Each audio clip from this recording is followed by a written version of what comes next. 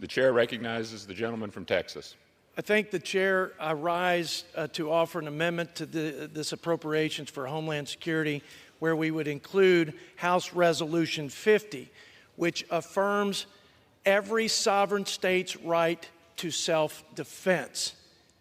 In the face of this unprecedented and unmitigated humanitarian and security crisis, states do not have to be a passive victim of a failed federal government. And the federal government has failed because our commander-in-chief has failed to do his first and most important job, provide for the common defense. He's also failed to uphold the laws of the land. In fact, Title 8 of U.S. Code says that no other citizen can induce people to break the law.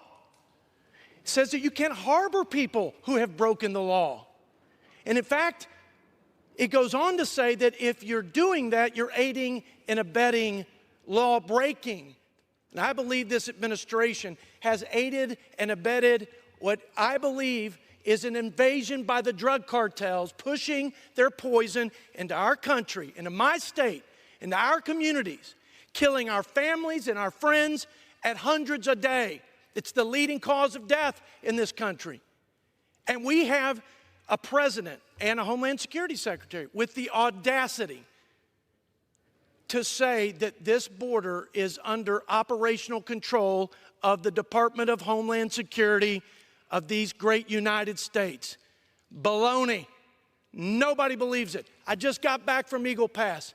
The chaos and lawlessness has never burned hotter. And the people of those border towns have never felt more abandoned. It is shameful that a country as great as the United States of America would surrender control of our border to paramilitary terrorist cartels. Shameful. Here's the good news. Here's the saving grace for Texas and every state in this country. They have the constitutional power of self-defense, and it is explicit, and it is crystal clear in the Constitution. When the states decided, and by the way, the federal government didn't create the states. The sovereign states created the federal government, and they made darn sure that in a situation like this, where the federal government failed in their obligation to repel an invasion, that they would maintain the authority to defend their border and their citizens from this chaos and the criminal elements that are just deluging our great Lone Star State. Article 4, Section 4 is the obligation of the federal government to repel an invasion for each and every state. And Article 1, Section 10 is clear. If there's an actual invasion or there is imminent danger such that will not permit delay. Now, I want my Democrat colleagues to explain to me why the current conditions at the southern border, on account of this, the administration's failures, is not imminent danger to the citizens of Texas such that will not permit delay. I stand with Governor Abbott and state leaders all along the southern border and everywhere in this country. Stand up, fill the gap, enforce the laws, deport, detain, secure the border, and for God's sakes, protect the citizens of Texas and all the good people of this country and restore law and order.